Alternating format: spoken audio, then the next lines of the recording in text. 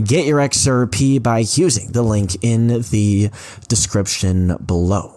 Unfortunately, we had bad news in the crypto XRP space, and that is a delay in the Clarity Act, a potential delay in the Clarity Act, which could be a potential delay to the price of XRP mooning. As the XRP insiders have said, we have price before law.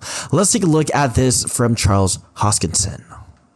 But here's the reality of the situation. I don't think the Clarity Act is going to pass in this quarter, and because it's an election year. We only have one left window, and if the Democrats retake the House, we will not have another opportunity till 2029. If it doesn't pass this quarter, I think Sachs should resign. He's utterly failed us as an industry. We look at three lenses. The price going up? No. Adoption going up? No. Do we have clarity and certainty, and do we have a strong foundation to build on? No.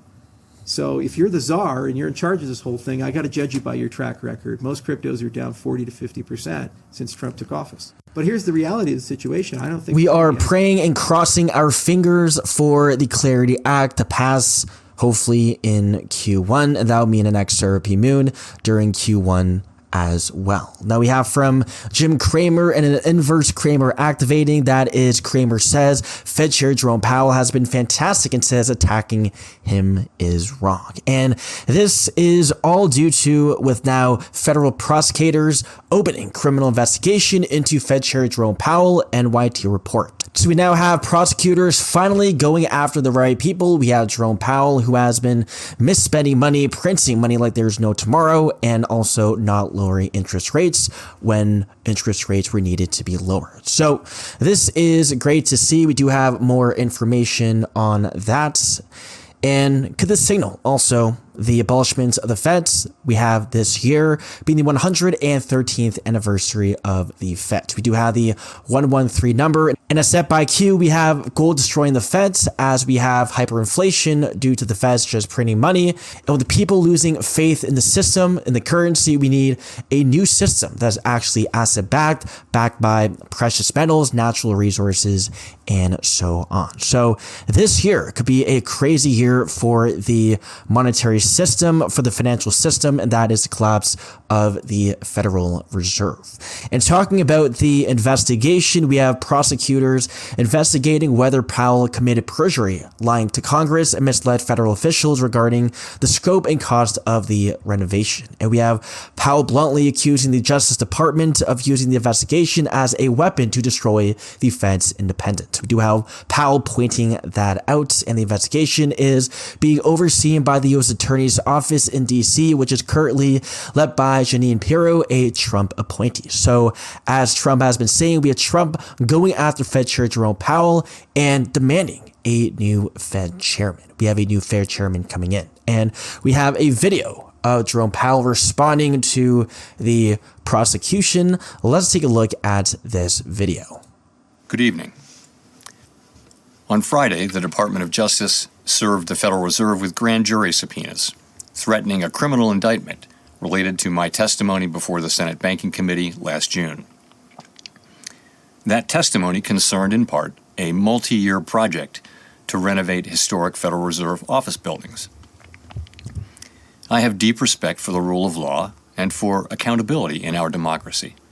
No one, certainly not the chair of the Federal Reserve, is above the law. But this unprecedented action should be seen in the broader context of the administration's threats and ongoing pressure. This new threat is not about my testimony last June or about the renovation of the Federal Reserve buildings. It is not about Congress's oversight role. The Fed, through testimony and other public disclosures, made every effort to keep Congress informed about the renovation project. Those are pretexts. The threat of criminal charges is a consequence of the Federal Reserve setting interest rates based on our best assessment of what will serve the public, rather than following the preferences of the president. This is about whether the Fed will be able to continue to set interest rates based on evidence and economic conditions, or whether instead monetary policy will be directed by political pressure or intimidation. I have served at the Federal Reserve under 4 administrations, Republicans and Democrats alike. In every case, I have carried out my duties without political fear or favor, focused solely on our mandate of price stability and maximum employment. public service sometimes requires standing firm in the face of threats. I will continue to do the job the Senate confirmed me to do, with integrity and a commitment to serving the American people. Thank you. Not going to lie, that looked like an AI video of Jerome Powell. And we do have an update with the Fed chairman position, and that is President Trump to interview BlackRock CIO Rick Ryder for Federal Reserve chair. And we have Rick also wanting interest rates as well. So he is a great candidate, and we could see also potentially Judy Shelton becoming the next Federal Reserve chairman based on Mr. Poole and his hints. But at the end, we will see. We do have the Feds adding $105 billion to its balance sheet, the largest since the 2023 banking crisis. And we have the surge in liquidity, potentially leading to easier financial conditions and more risk-taking in markets. So could we see a market pump incoming with the Federal Reserve printing more money? And we have just in, Senator Elizabeth Warren sends letter to the SEC claiming people will lose big if crypto is added to 401k retirement plans. Obviously, we have Senator Elizabeth Warren being anti-crypto, being against 401k retirement plans, which is trillions of dollars to invest into the crypto market, which is obviously a bullish catalyst. And we do have a banking system crisis going on as we have the systematic banks globally, some of the banks being short on silver. And right now we do have a silver short squeeze happening. Silver going absolutely parabolic, making a new all-time high today, hitting $85, meaning that the banks who are in a short position on silver are lacking liquidity and are due for a liquidation. Thus, they are borrowing a lot of money through the Fed's repo markets, and we could see these banks getting liquidated and collapsing. And allegedly, these banks include European banks, maybe HSBC or Deutsche Bank. But guys, right now, this is not looking good for the short sellers for silver, and this has all been foretold by the insiders as well. We have from unknown name, there will be a crash, but there will be no depression.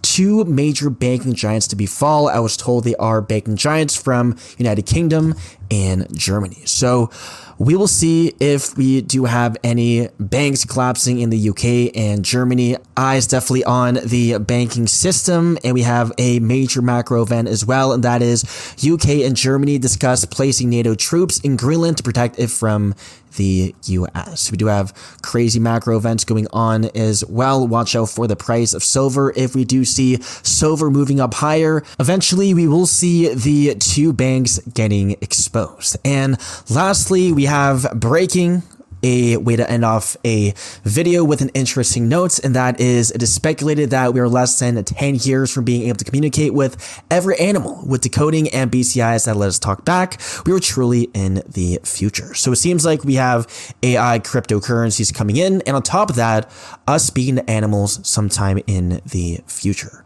Hopefully this one actually comes true, but we do have some scary stuff as well, such as digital IDs and UBI. That's it for the video. Hope you guys enjoyed, and I'll see you guys in the next one.